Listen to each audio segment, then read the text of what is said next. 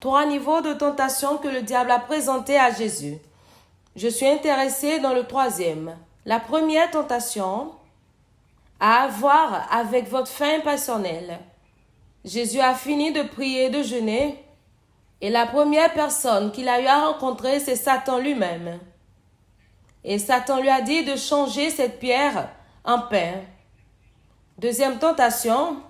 La deuxième tentation a à voir avec sa conviction spirituelle. Sommes-nous ensemble? Il a amené sur une cité sainte. Satan, une sainte cité. Il l'a amené là-bas et lui a demandé maintenant de tomber. Jette-toi par terre. Il est écrit qu'il ordonnera à ses anges. Alors, c'était une tentation sur sa vie spirituelle, sur sa conviction spirituelle. La première tentation, c'était sa faim, sa vie individuelle. Alors, il a dit, j'ai dépassé ce niveau. Alors, la deuxième chose affectait sa foi. Mais la troisième était quelque chose de vraiment étrange. Et c'est pour cela que j'aimerais que nous analysions cela. Matthieu chapitre 4. Si Dieu est en train de vous bénir, dites Amen. Verset 8. Nous lisons jusqu'au verset 11. La troisième tentation. Le diable le transporta encore sur une montagne très élevée. Le diable le transporta, c'est votre Jésus. Il le prit et le transporta sur une montagne très élevée. Et qu'est-ce qui s'est passé lorsqu'ils sont arrivés sur cette montagne? Il lui montra tous les royaumes du monde et toute leur gloire. Qu'il y a une montagne sur laquelle un homme peut rester. Et depuis cette montagne, vous pouvez voir la gloire de toute la terre. Ça, c'est la montagne sur laquelle Satan a amené Jésus. Il y avait beaucoup de montagnes, mais il savait qu'il y avait une seule sur laquelle il pouvait tenter Jésus. Et il a amené Jésus sur cette montagne. La Bible appelle cela une montagne très élevée. Et il lui montra les royaumes de ce monde et leur gloire. Verset suivant. Et il lui dit, toutes ces choses, quelles choses? Les royaumes et leur gloire, je te donnerai. Alors la montagne est un endroit d'échange. Écoutez, n'oubliez pas notre écriture, je bâtis quelque chose ici. Allez sur la montagne. Quelque chose que vous ferez sur la montagne vous donnera du bois. Utilisez ce bois et descendez. Venez bâtir la maison de Dieu. Et la Bible dit que Dieu sera glorifié. Alors Satan négocie une transaction ici. Mais il y avait un lieu. Il dit, Jésus, je veux te parler. Mais allons sur la montagne. Nous ne faisons pas ce genre de discussion sur une terre ferme. Il l'a amené sur une montagne très élevée. Là où il n'y avait que seulement eux deux. Et il dit, voici ce que j'aimerais te donner.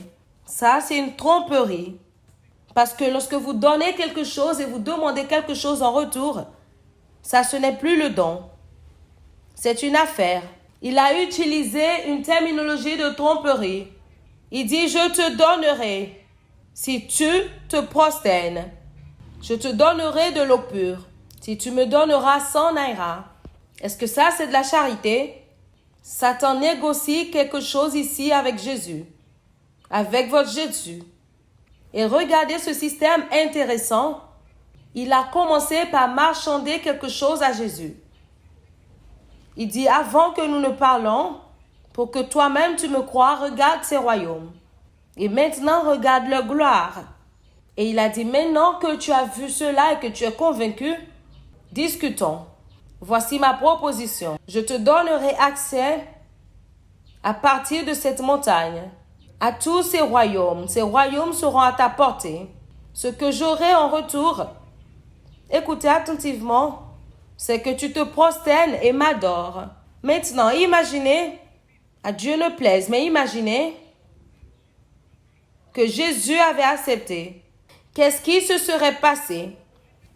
Jésus pourrait descendre de cette montagne avec une influence étrange que vous ne pouvez pas expliquer. Maintenant, vous n'étiez pas là-bas. Tout ce que peut-être vous saurez, c'est qu'il s'est agenouillé. Il a dit, Satan, je suis encore plus intéressé en la gloire et dans le royaume. Ô roi Satan, je te reconnais comme mon Seigneur et je te donne mon cœur. Et Satan dira, d'accord, je suis d'accord. Si Satan a tenté Jésus, combien d'autres personnes a-t-il amené sur cette montagne pour dire, viens, oublie ces choses et laisse-moi te montrer comment les choses se produisent sur cette terre. Et il leur a dit, regarde ceci, je te donnerai ce royaume et la gloire. Prosterne-toi devant moi. Ce n'est pas tout le monde qui dira non. Certaines personnes diront oui. Et ils diront, voilà l'accord. Alors te voici et le voici, prosterne-toi. Et immédiatement qu'ils se prosternent, en 2 mois, leurs albums sont partout dans le monde entier. Peu importe ce qu'ils chantent. Et vous vous dites, oh vraiment mon Dieu, cette personne a tellement d'aptitudes. Mais non, quelque chose s'est passé sur la montagne. Je prie que Dieu ouvre vos yeux pour que vous compreniez ce que je vous enseigne en ce moment. Il y a certaines dimensions de la provision de Dieu qui ne peuvent pas arriver en faisant les affaires avec les hommes.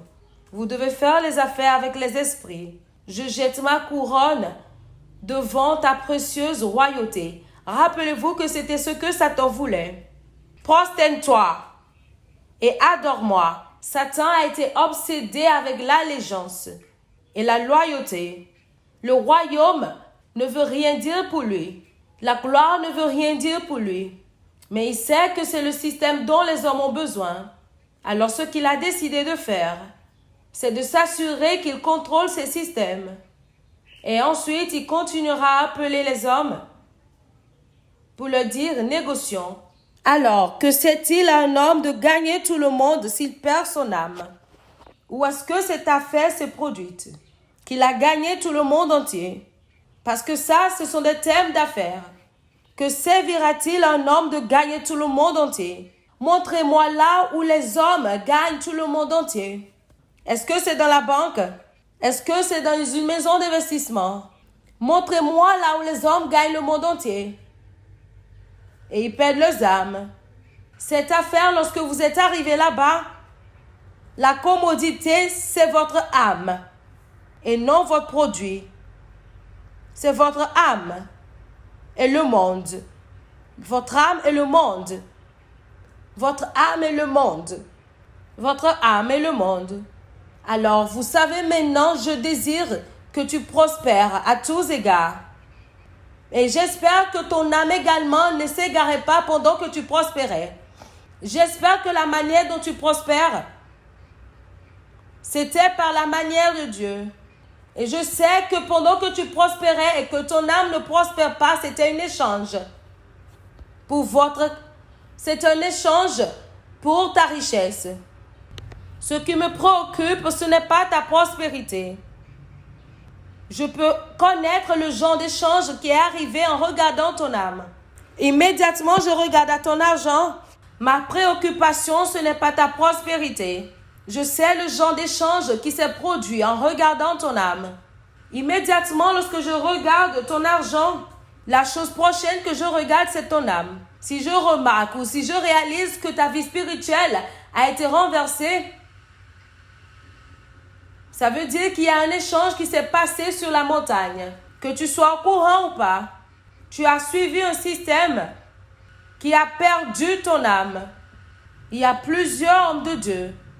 Il y a beaucoup d'hommes d'affaires. Il y a beaucoup de capitaines d'industrie. Gagné le monde et ont vendu leurs âmes. Cette proposition, cette tentation que Satan a proposée à faire à Jésus, ce n'était pas la dernière fois qu'il l'aurait fait. Il continue de le faire jusqu'à aujourd'hui. Alors il dit, je souhaite à tous égards que tu prospères, mais je saurai comment la prospérité est arrivée.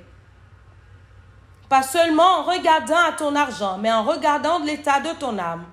Lorsque je vois en même temps ton âme et ta poche qui s'élèvent, je sais de là où cela vient.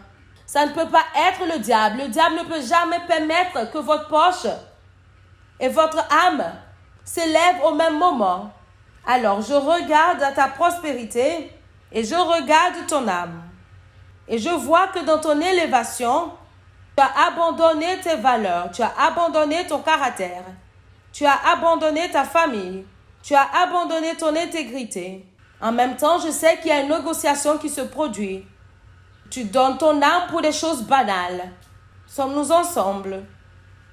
Regardez ce que Jésus a fait. Verset 10.